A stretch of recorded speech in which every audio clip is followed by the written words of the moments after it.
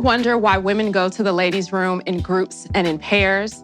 That's because the ladies' room is the place where we feel comfortable being vulnerable. It's the place where we strategize and we support each other. I'm Roxann Smithers. Welcome to the ladies' room. Where do women go for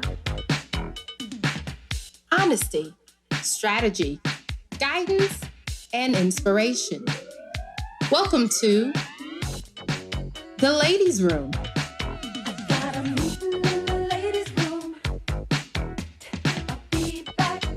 Hosted by Roxann Smithers. So today, I am so excited to welcome in three amazing women, and we're going to be discussing authenticity, bringing your full self to the table. And that is absolutely something that is important that we need to do as we venture out into the world to take over. So today I have with me Ashleigh Thomas. Ashleigh is the owner of 4C Empire, an online distributor for Black-owned goods. I've got Dr. Tamara D'Anjou Turner. She is a psychologist with Powers Ferry Psychological Associates. And I have Sibyl Slade. She's a vice president and financial advisor with Life Plan Financial Advisors. I want to thank you ladies for joining me today. And on this episode, we are lounging in the executive lounge so that we can keep with our ladies' room theme. Thank you all for coming today to join me for this great discussion. How are you all doing? Good. Thank you for having us. So as we've discussed, and the idea of this conversation and this show is that we want to create a place for Black women as business owners and as executives to be honest about our victories, about our challenges, and about our experiences as we navigate this world, right? We are all powerful. We are all doing amazing things in our areas, but we don't always have a place where we can really just kick back, be honest, and have true conversation. So that's what we're going to do today. And with our theme, authenticity, we are definitely going to have an amazing conversation. So I'm looking forward to learning some stuff from you guys because I know you all have wonderful information. So our conversation today is about authenticity, bringing yourself to the table. So what does it mean for you to be authentic? What does it mean for you to really bring Sibyl to the table in your environment? So for me, it's really being able to embrace my highest core values. And really for me, that's to educate and to inspire, mainly to inspire, but I still like the education piece too. But to also be able to bring my truest version of myself to the table and not have to worry about retribution, judgment, or feeling undervalued.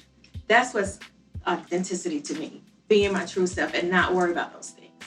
They may exist, but I'm not going to worry about them. That's the powerful part of it, because we can't necessarily control what's coming at us. It's our response and whether we're going to do that or not. Absolutely. So, Dr. Turner, I love to brag on my friends. You are definitely in a field where we're not necessarily going to see you all the time, right? And there's a lot of networking that has to happen. There's a lot of interaction. There's a lot of politics involved. And we were sort of discussing that in academia, medicine. What do you do to bring your authentic self to the table? Well, I think over time, I think when you're younger, you kind of think you have to be a certain way to be successful, right? And then over time, you start to learn that you actually connect with people in the most unexpected ways.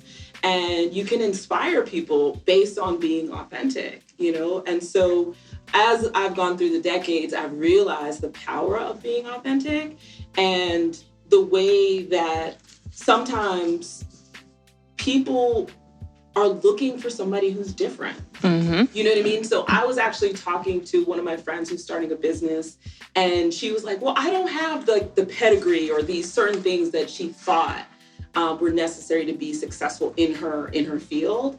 And I was like, but you know what? Like you have these certain qualities that your clients are going to connect with, and your clients have probably been looking for a long time, but they didn't feel connected to some of those other corporations or businesses that are out there already.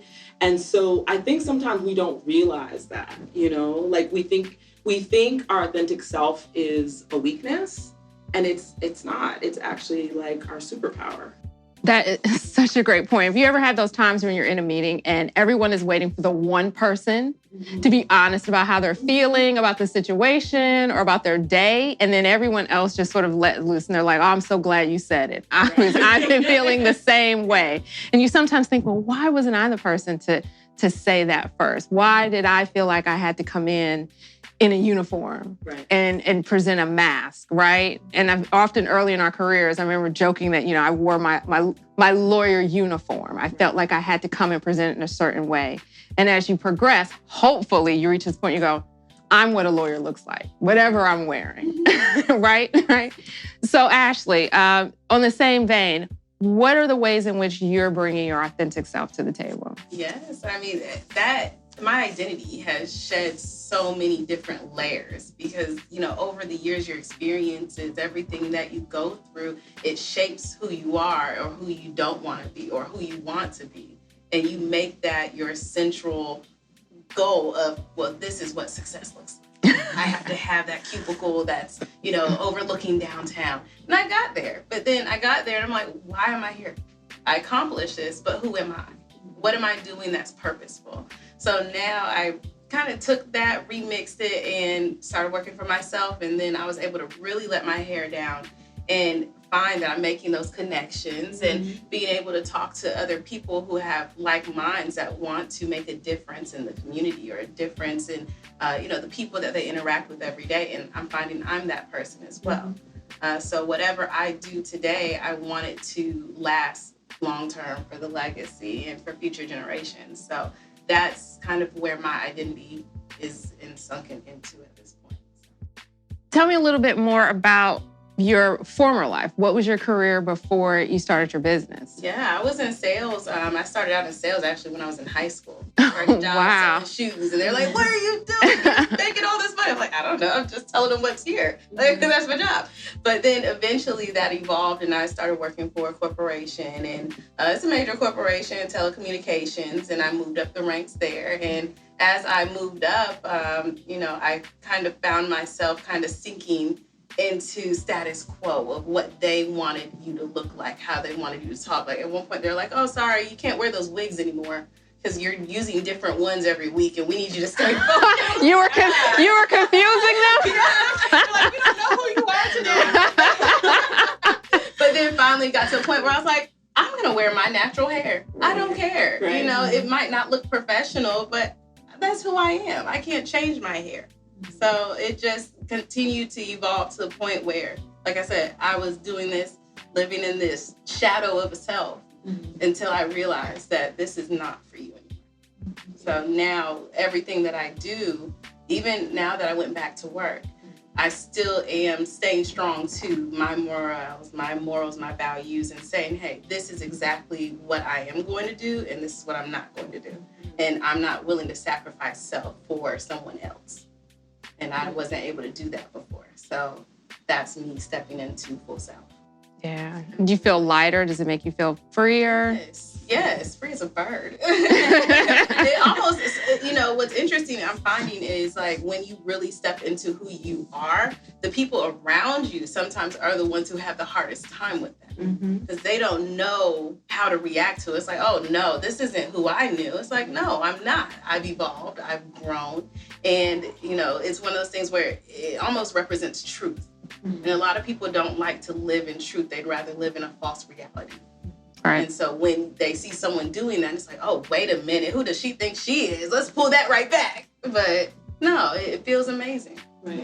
And a lot of times people, they see you where they met you and they can't see you beyond that. Yes. And that is just the worst, because they're always perceiving you the same, no matter how you grow, like you said. And that definitely happens in the work environment. If you start here, they can't see you. Absolutely. Or they're not growing, right? Yes. How often are you and your true self bumping up against somebody who's still wearing the uniform, right? They're still wearing the mask. Yes. How do you handle that? Sibyl? So, when I see that, I'll tell you, because maybe I would have been one of those people many years ago. And I would say, if I'm going to be here, then I'm going to make the best of my time here. there's no need for you to pay me $15 and $20 an hour when you could pay me $50 an hour. If I'm going to be, I'm giving you my time. Sure. And so that's what I tell people who are like that, who are not thinking about their vision for themselves. It's like, if you're going to be there, be there. You know, make it a win-win. Absolutely.